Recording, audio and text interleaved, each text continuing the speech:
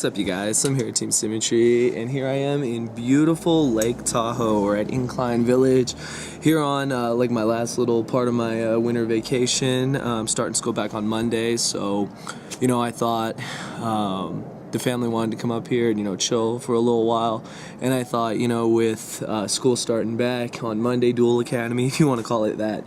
Since we always play at school, I thought it'd be nice, come up to the snow. I don't spend a lot of time in the snow, but as you guys can see, like around here, I got a lot of snow around me, and really nice atmosphere of the place. We have a really nice place we're renting out here, so it looks pretty nice. I like the atmosphere for this video.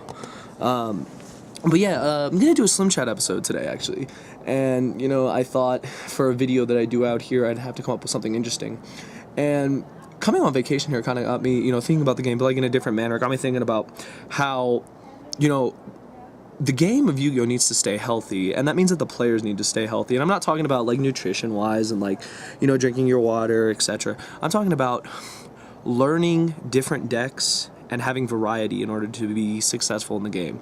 Now, I myself, I have a really bad habit, and my good friends can attest to this, and the thing is, I love playing a bunch of different decks.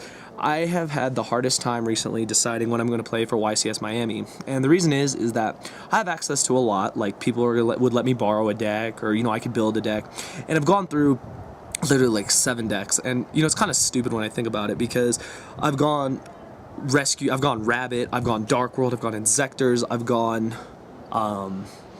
I wanted to try Water, but I wasn't super comfortable with Water. I wanted to try just like a bunch of different decks. I wanted to try Thunder, I wanted to try Prophecy. I had so many decks. I wanted to try Chaos Dragons, just a lot of different decks. I wanted to try like a Cephalon Agents, I wanted to try Agents, Trapless Agents, Trooper Agents. I went through so many decks, and one of my really good friends, him and I get into it all the time, and I want to tell him right now, like, I'm sorry, because, I get really frustrated, like, trying to figure out a deck, and, like, he'll tell me, run this, run that, run what you're comfortable with, and, I'm stubborn. I try to run, what's fun. Like, I want to have fun when I play, but at the same time, I realize that, in order to do well in the game, you need to run a deck you're comfortable with, and I think that is, like, the biggest thing I can convey in this video today, is that I'm realizing more and more and more that once you've played with a deck for like an entire format, like I played an entire format with Dino Rabbit when it came out. As soon as I was able to get access to it and build it, I ran it for the entire format. And I'm realizing even now, I miss the deck, I miss playing the deck, and the deck is probably one of the decks I know the most, aside, from like Dark World and other decks. And I always find myself, no matter what I run, I always find myself coming back to those 2 decks. And the reason being is that I feel that when you play a certain deck for so long, you start to see combos before you've even drawn your hand. Now, I know that doesn't make any sense, but you start to think in your head, okay, I run 3 of this card, 3 of this card, 3 of this card. Maybe I'll draw 1, maybe I won't. What are my possibilities? And then when you do draw that hand, if you're going first, you see different combos that you do than if you're going second. Like with Dark World, if I open a Dark World Dealings and a Grapha, as much as I want to put the Graph in the grave, I don't want to do that turn 1 because I'm not going to pop anything. I'm not going to get like a plus or anything out of that. And I've realized that I can conserve my plays and then Dark World Dealing the next turn, if I don't get like macroed or something. And I think you guys can hear, it's pretty windy out here, it's pretty cold. I got like double layers on, it's pretty cold. But anyways, I've noticed that with that deck, there's a lot of different plays depending on if you're going turn 1 or if you're going first or second. Same with, same rules apply to Dino Rabbit. Dino Rabbit, I've noticed, like Macro Rabbit, whatever you want to call it, going first, of course, you open Rabbit, you summon Rabbit, they have Valor, you protect it, you try to get it, you try to launch the Rabbit next turn.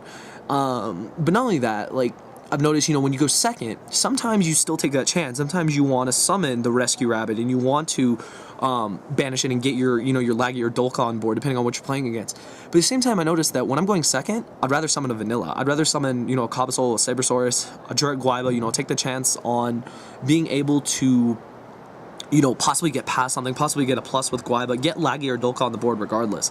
That's one thing the deck's really good at, is that running Jurek Guaiba makes it so that you can, either turn 1 or turn 2, you have a way of being able to get around what, kind of hinders your deck. And, of course, adding Macrocosmos in the deck is busted. If you main D-Fissure, you feel unopposed if you go D-Fissure, Rescue Rabbit, they don't have back row, or you heavied, or you MST. Like, you feel unopposed. Like, that's just an obvious feeling.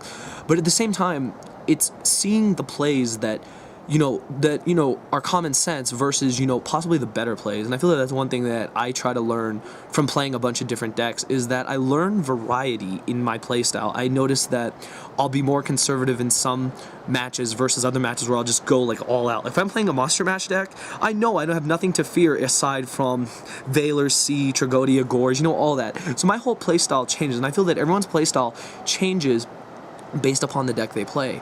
Like I said, I'm very familiar with Rescue Rabbit, I'm very familiar with Dark World. They're very, really easy decks to run. But like, if you handed me Water and you said, go into a regional with it, honestly, I wouldn't do that well. If you told me to go to YCS with it, I probably wouldn't do that well either.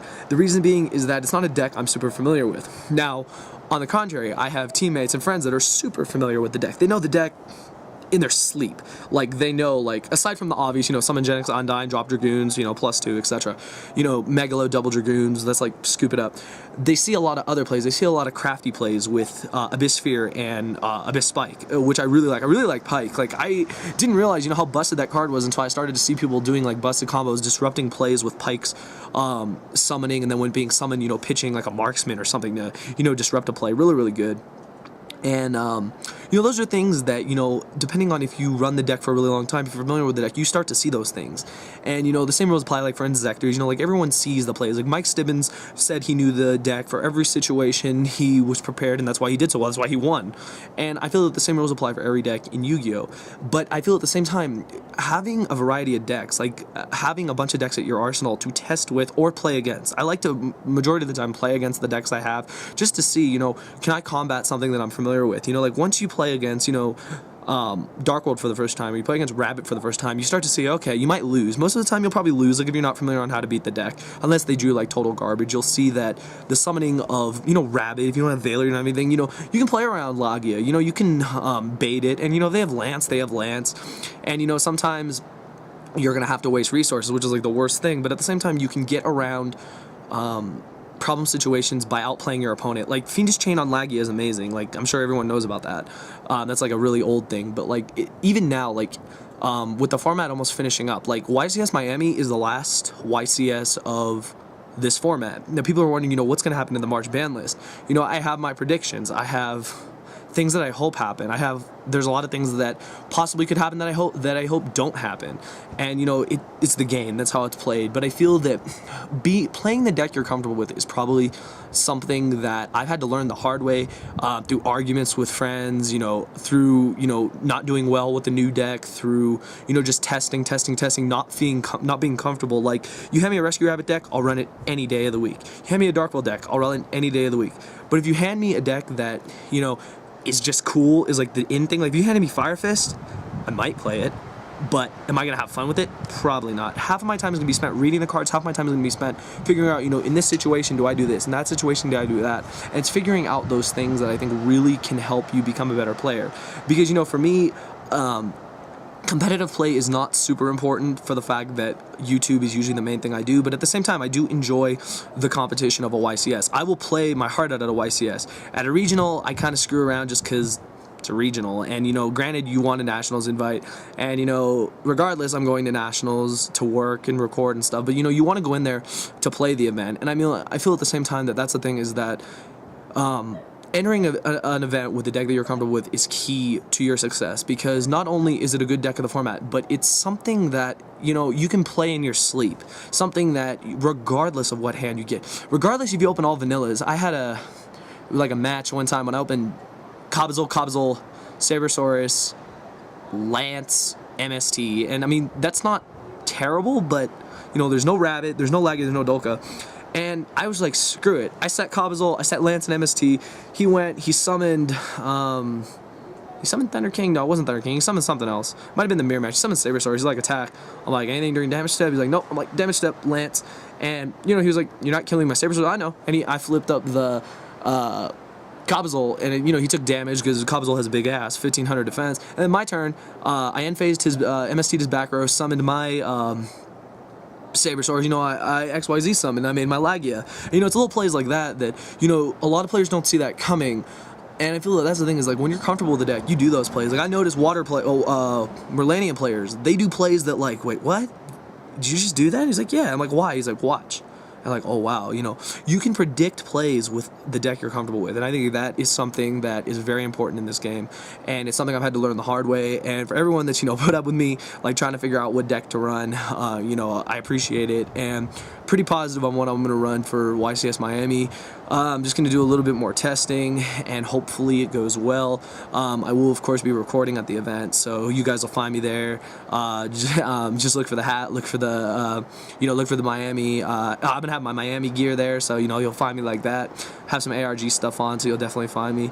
And I just hope this video was informative for you guys. I feel that realizing it now, you know, it hit me like late last night that, you know, you have to play what you're comfortable with, or you're just not going to do well. And it's not that you're not going to do well because the deck is bad. You're not going to do well because you're not playing something you enjoy. And I feel like playing something you enjoy, something you know, is key to being successful in Yu-Gi-Oh. You may not top, but you'll get close, and you'll get better and better each time. And I feel that that's something that any player can relate to. And a good friend of mine, two good friends of mine, who both topped YCS Tacoma, Sergio Rodriguez and Wilson Sang, aka 3Z Inferno, they said it the best. We played windups because we knew we would put it all on the mat, and I feel that that is something that we'd leave it all on the mat. I feel that that is something that any player can relate to, that when you go into an event playing the deck that you enjoy, you're going to leave it all on the mat, and that will either determine your success or your failure, and regardless, you get up to play another day. So hope you guys enjoyed this video. That's what I wanted to say. Comment below with what your deck of choice is and why, and you know, it doesn't matter what it is. It could be anything. You know, some people's deck of choice is Exodia, some people's deck of choice is Chainburn, hell, some people's deck of choice is Final Countdown. I ran Final Countdown,